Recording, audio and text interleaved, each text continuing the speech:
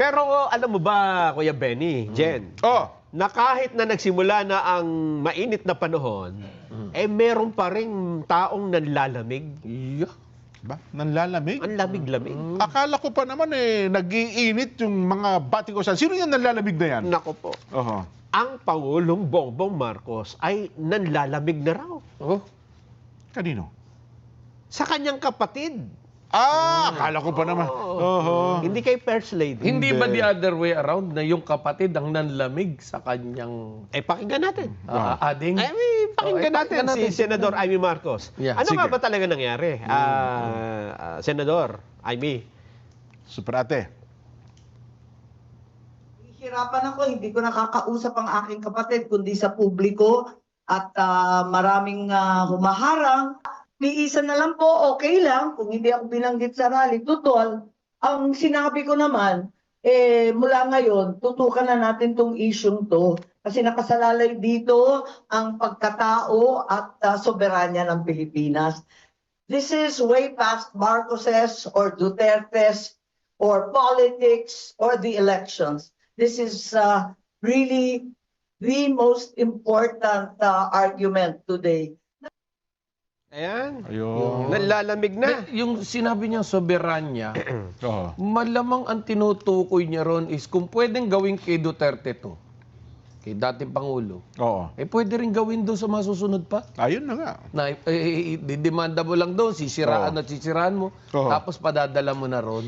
Ayun na nga. Dahil hindi mo kayang patunayan dito sa Pilipinas na kriminal nga yung iyong dinidemanda. Lalo yung mga impeachment official, impeachable official, no? Yes, Supreme Court, marami ho mga opisyalis ng bayan yan na impeachable paano kung gayon din ang nangyari, no? Kaya nga. Merong impeachment case, so kaya naman sinampahan din ang kaso sa ICC. Kaya sinasabi niya yan. Huli ka agad.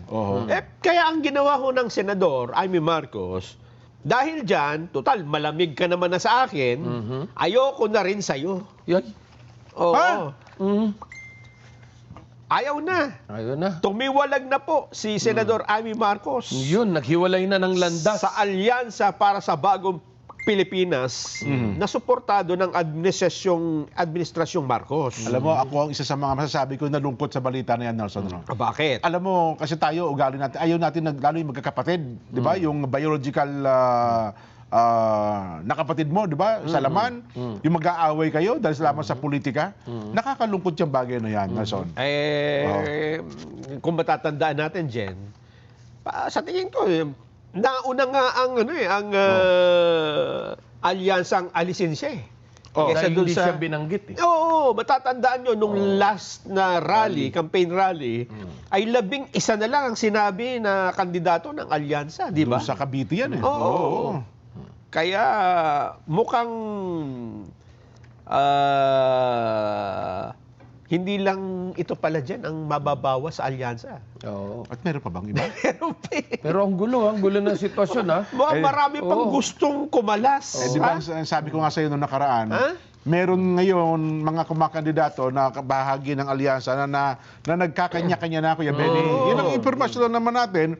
Mula nung nangyari sa dating Pangulong Duterte yon, wala na silang parang yung buo na sila yung magkakasama at iniiwasan na nila ngayon ang parte ng Mindanao at ilang lugar sa Bisaya.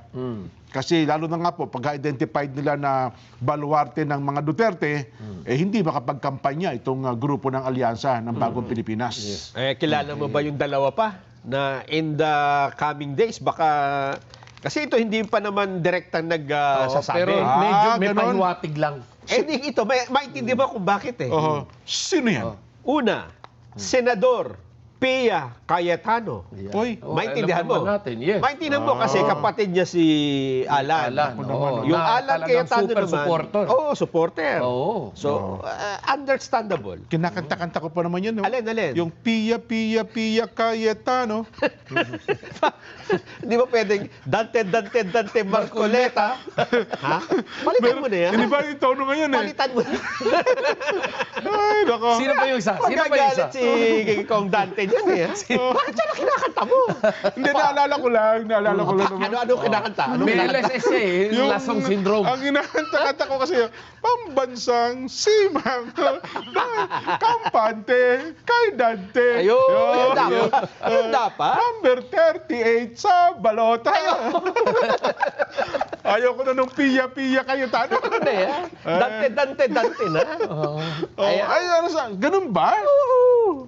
Sino pa yung isa? Yung pangalawa. Isa pa lang yung nabanggit mo eh. Eto naman. Kasi ito naman, yung mga kapamilya niya, una na nagsabi na parang hindi maganda yung ginawa. Hindi maganda yung ginawa. Okay. Nag-umpisa sa tatay. Tatay. Asawa. Anak. Ito, anak din. Oo. Tatay, nanay, tapos yung anak. Oo. Tapos ngayon, Eto na. anak din. Baka daw, ito pa naman, hindi pa naman official. Ha? Oo, hindi pa naman. Ito'y sinasabi lang ng iba. Kumbaga kaya pa kunin sa Cebu de Macho yan. Ito si Congresswoman Camille Villar. Pero ako, knowing bilyar, kayang sumolo niyan. Kaya. Sa bagay. Kayang sumolo niyan. May ano yan eh, may sariling makinarya na. Yes, tsaka may resources yan. Kung pag-uusapan may resources. At saka kung sa tingin ko ay mukhang hindi naman nakakatulong, imbis ay nakakahadlang pa ang alyansa, Malamang baka bumitaw magkalasan talaga. nga yung iba. Hindi kasi, ako sa tingin ko, baka hindi lang yan. Kasi yung partido ni Camille Villar, tama ba? Nationalista Party? Oo, NP. NP yan eh. Tatlo sila dyan eh. Meron pa? May tatlo yan. Eh di, hahatakin na yun. At siyempre, ang inaasahan nila dyan ay ang pamilya Manny Villar at saka Cynthia Villar. Sa funding, ano? Kung ang pag-uusapan ay funding, Oo nga. hindi ko na sasabihin kung sino. Alamin na lang. Kung Sino sino yung NP? sa tatlo ng miyembro dyan ang kapartido nila sa NP rin. Naku po. Yun lang naman ang... sana. Mali tayo. No? Jen, ipinagmalaki pa naman ng Pangulong Bongbong Marcos eh. Na? Doon sa unang-una nilang campaign sortie, ha? Yung sa Ilocos Norte. Sabi niya, tayo lang. Ang partido na nakabuo ng kompleto. 12 tayo. Pwede ba natin ipaalala? Baka sabihin nila Hindi, kompleto naman, 11. 11 na lang kompleto. Kompletong 11. Meron ba tayong video nun? Pero kaya lang, mukhang hindi naman inihanda eh. Ganun ba? Pero nakita natin. Pero natandaan mo yun, di ba? Kompleto. Yung pabulol-bulol pa nga eh, di ba?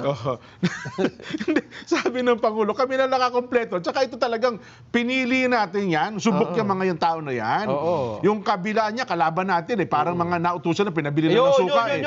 Doon nagsimula yung napabili na ng suka. Yes. Yung mga kalaban daw nila. Ganun talaga. Nako. Ang isa sa naaawa ko dyan ngayon, na ipit. Alam mo kung sino? Sino? Senator Francis Tolentino. Oo nga. Diba? Alam mo na, si Santol, kasama sa palatuntunan niya. Wala tayong masamang tinapay. Ngayon, ang statement niya, ang pinakahuling statement, nakita kong pinost niya ay mali ang ginawa na pagkaka-aresto kay dating Pangulong Rodrigo Duterte. Yun ang inilabas ng statement ngayon. But of course, huli man, no? At nandoon na kasi ang dating Pangulong Rodrigo Duterte, still hindi pa rin huhuli kung kikilos yung mga tao at sasabihin ang totoo. No? Especially ito pong ating mga mababatas na tindigan kung ano man yung tama. No? Kasi bihira na ata sa ating lipunan ngayon yung tumatayo sa prinsipyo. Ayun nga. 'Di ba? So ngayon, unti-unti na, marami kasing sa online lang, ang dami nagsasabi, bakit ngayon lang daw kumilos ang super ate? Samantala, nung nandoon sa Villamor, dapat lumabas na. At nagpakitang gilas na. Pero kasi sa tingin ko, doon sa gate na yun, kapag si super ate ang nagpumilit pumasok, hindi siya awatin ng mga sundalo at pulis doon. Di ba? At sa huli naman daw, tama yun, Kuya Benny, sa huli naman daw, sa hearing, may dapat niya, nagsampa siya ng kaso sa mga gumawa. Kasi kung may nakikita siyang gumawa ng labag sa batas, may dapat niya, kinasuhan niya bilang chairman ng Senate Committee on Foreign Relations. Hindi pa yata tapos na bang hearing? Tapos na? Magpapatawag para uli.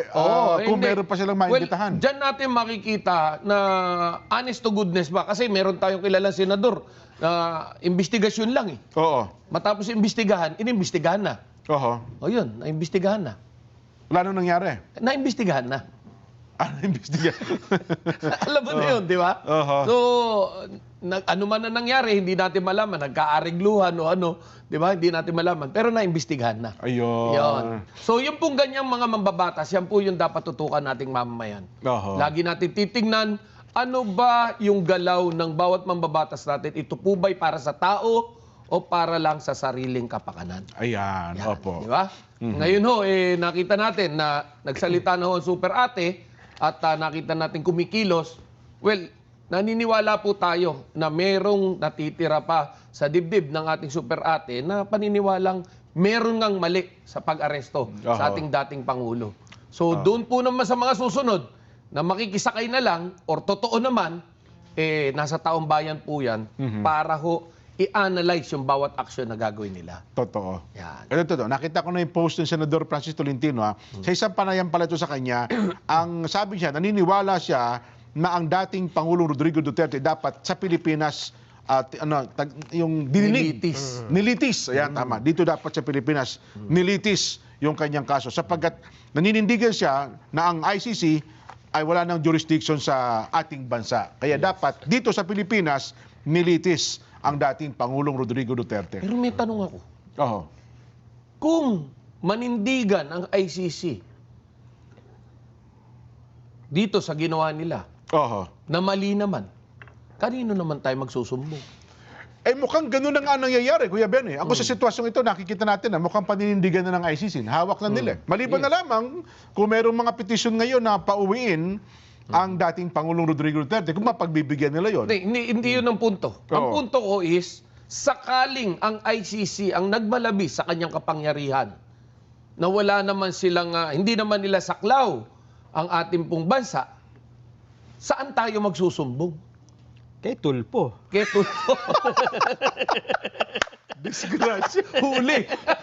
Na ito ito tinatanong mga nasa online mga netizen. Magsalita nga kayo. Yung mga Tulpo. Anong posisyon nyo dito? Wala. Diba? Mahirap muna kaya. Tahimik nga daw Tahimik sila. muna sila ngayon sa issue na ito. Medyo Kasi si Erwin nasa Alyansa. Yun pa. Di ba? At si Kuya Rapi naman, alam mo naman ng medyo nakikiramdam din ko yan. Yun, ang sitwasyon natin. Kaya ako, pinaka-safe, no talk, no mistakes na dyan. So, usapin na yan. So, wala. Diba? Kung ako isang politiko. Tameme. Tameme So, tama yung sinasabi ng mga nasa social media. Tameme. Ay, oo naman. Ako sabihin, aminin ko na, opo, tameme ako sa issue na ako politiko.